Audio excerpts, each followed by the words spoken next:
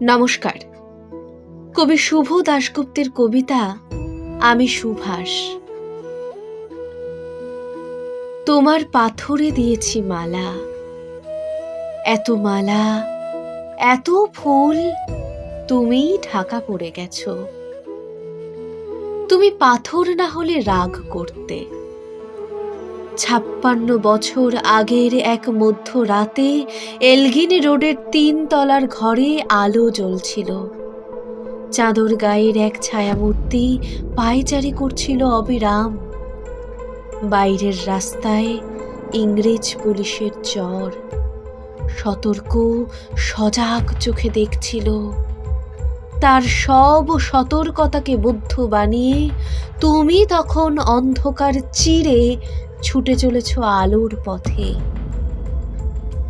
দেশের মানুষ, কাক পক্ষী কেউ টের পায়নি। তুমি চলে যাবার পর 56টা শীত, বর্ষা, গ্রীষ্ম উধাও।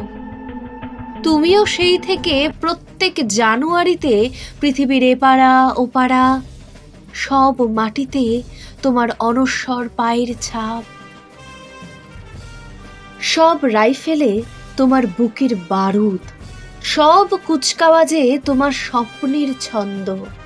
পরশ পাথরের মতো স্বাধীনতাকে খুঁজেছে তোমার অন্তরে লুকিয়ে থাকা খ্যাপা। তোমার গন্তব্য ছিল স্বাধীনতা, তোমার পথ ছিল স্বাধীনতা, তোমার স্বপ্ন ছিল স্বাধীনতা, তোমার প্রেম ছিল স্বাধীনতা। তুমি রক্ত চেয়েছিলে স্বাধীনতার জন্য, তুমি তাই পাথর।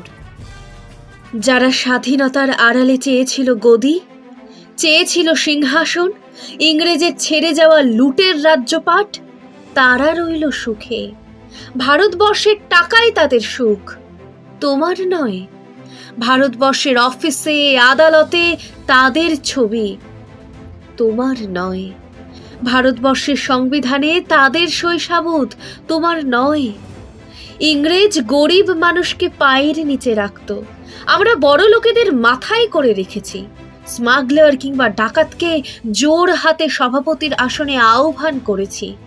ইংরেজ এদেশের ধন সম্পত্তি লুট করত, আমরা দেশটাকে বেচে দিচ্ছি। ইংরেজ দিয়েছে চাবুক, লাঠি, গুলি, আমরা দিয়েছি মাস্তান, মাফিয়া, নেতা আর বলি। ইংরেজ দিয়েছে কালাপানি, সেলুলার জেল, আমরা দিয়েছি টিভিতে সুপারহিট মোকাবিলা আর আইনসভায় আয়ারাম গয়ারামের খেল।